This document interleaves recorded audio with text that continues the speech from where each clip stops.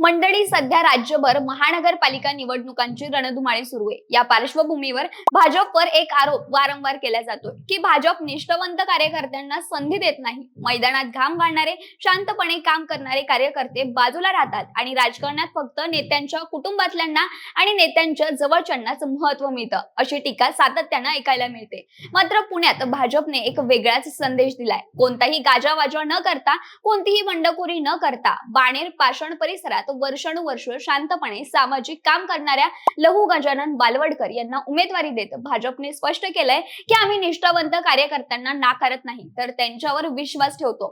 खरं तर या प्रभागातून अमोल बालवडकर इच्छुक होते, मात्र त्यांना डावलून लहू बालवडकर यांना संधी दिली। त्यामुळे भाजपचा हा निर्णय केवळ एका उमेदवाराचा नाही, तर भाजपच्या राजकीय रणनीतीचा भाग आहे असं बोललं जात आहे। म्हणूनच पुण्यात नेमकं काय घडतंय आणि लहू बालवडकरांची निवड भाजपसाठी किती निर्णायक ठरू शकते याचीच माहिती सांगणारा हा व्हिडिओ। नमस्कार, मी हर्षदा आणि तुम्हाला तर माहितीये आपला विषयच भारी आहे। मंडळी, पुण्याच्या राजकारणात सध्या पडद्यामागे एक शांत पण निर्णायक खेळी खेळली जाते।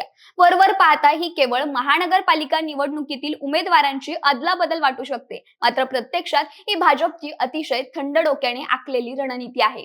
भाजपने काल महानगरपालिका निवडणुकीसाठी उमेदवारांची यादी जाहीर केली। या यादीत बालेवाडीतून अमोल बालवडकर यांना नकार देत आणि लहू बालवडकर यांना संधी देत भाजपने आपला एक हुकमी एक्का बाहेर काढल्याचं स्पष्टपणे दिसतंय। खरं तर विधानसभा निवडणुकीच्या काळात अमोल बालवडकर यांनी थेट मंत्री चंद्रकांत पाटील यांच्या विरोधात भूमिका घेतली होती। कोथरूड सारख्या प्रतिष्ठेच्या मतदारसंघात आमदारकीचा हट्ट धरत त्यांनी पक्षांतर्गत शिस्तीच्या मर्यादा ओलांडल्या होत्या। परिणामी मुख्यमंत्री देवेंद्र फडणवीस यांच्याकडे गारहाणे, नाराजी, शक्ती प्रदर्शन या सगळ्यामुळे अमोल बालवडकर चर्चेत आले।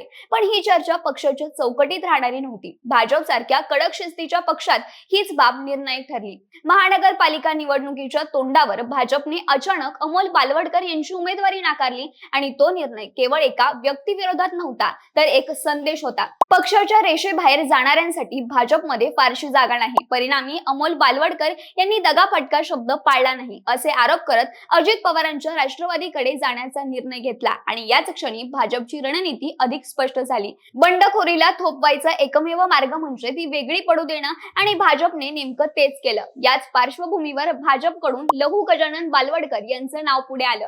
खरं तर बाणेर बालेवाडी परिसरात गेल्या काही वर्षात लहू बालवडकरांनी शांतपणे, सातत्याने आणि वादविरहित काम केलंय। पाणी, स्वच्छता, कचरा, रस्ते, सार्वजनिक सुविधा यांसारख्या रोजच्या प्रश्नांवर काम करत त्यांनी लोकांशी थेट नातं जोडलंय।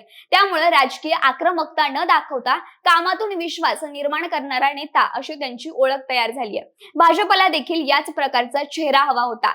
पक्षासाठी धोकादायक ठरणार नाही, पण मतदारांसाठी स्वीकार्य असेल। परिणामी लहू बालवडकर भाजपच्या रडारवर आले आणि भाजपने त्यांना उमेदवारी देऊन अमोल बालवडकर यांना धक्का देत निष्ठावंत कार्यकर्त्यांना भाजप संधी देतो असा संदेश देखील दिला। खरं तर लहू बालवडकर यांच्याकडे त्यांच्या सोशल वेलफेअर संस्थेमुळे आधीच स्वयंसेवक, कार्यकर्ते आणि स्थानिक संपर्कांचे मजबूत जाळे आहे आणि भाजपने हे ओळखलेले परिणाम भाजपला नव्याने संघटन उभं करावं लागणार नाही। सोबतच भाजपला आयतं कार्यकर्त्यांचं संघटन मिळालं। सोबतच लहू बालवडकरांची सोशल मीडियावरची सक्रियता, स्थानिक कार्यक्रमांतील उपस्थिती आणि नागरिक प्रश्नांवरील पाठपुरावा यामुळे ते आधीच मतदारांच्या नजरेत होते। त्यामुळे बाणेर बालेवाडी प्रभागात उमेदवारी जाहीर होताच नवं नाव अशी प्रतिक्रिया न येता काम करणारा माणूस अशी भावना तयार झाली आहे। राजकीय दृष्टिकोनातून पाहिलं तर अमोल बालवडकर यांना बाहेर काढून भाजपने संभाव्य अंतर्गत बंडखोरीची ठिणगी वेळेत विझवली, तर लहू बालवडकर यांना संधी देऊन पक्षाने आपली पकड अधिक मजबूत केली आहे। बाणेर बालेवाडी, पाषाण, म्हाळुंगे, सुसगाव सारख्या मिनी विधानसभा मानल्या जाणाऱ्या प्रभागात भाजपला आक्रमक भाषणबाजीपेक्षा स्थिर, कामकेंद्री आणि विश्वासार्ह उमेदवारांची गरज होती आणि त्या भूमिकेत लहू बालवडकर अचूक बसतात। एकूणच ही केवळ उमेदवार बदलाची गोष्ट नाही, तर भाजपच्या राजकीय रणनीतीचा भाग आहे। सोबतच अमोल बालवडकर यांना नकार देत पक्षाने शिस्त आणि नेतृत्वाचा संदेश दिला, तर लहू बालवडकर यांना पुढे आणत काम करणाऱ्याला संधी ही भूमिका अधोरेखित केली। त्यामुळे आज पुण्याच्या राजकारणात लहू बालवडकर चर्चेत असणं ही योगायोगाची बाब नसून भाजपने खेळलेली एक अचूक आणि विचारपूर्वक चाल आहे. एकंदरीत पाहिलं तर भाजपने घेतलेला हा निर्णय केवळ भावनिक किंवा तात्कालिक नसून तो राजकीय गणितावर आधारित असल्याचं दिसतंय. अमोल बालवडकर यांना संधी न देता लहू बालवडकर यांना पुढे आणण्यामागे प्रशिक्षित अंतर्गत बंडखोरीवर नियंत्रण आणि कामकेंद्रित नेतृत्वाला प्राधान्य देण्याचा स्पष्ट संदेश आहे.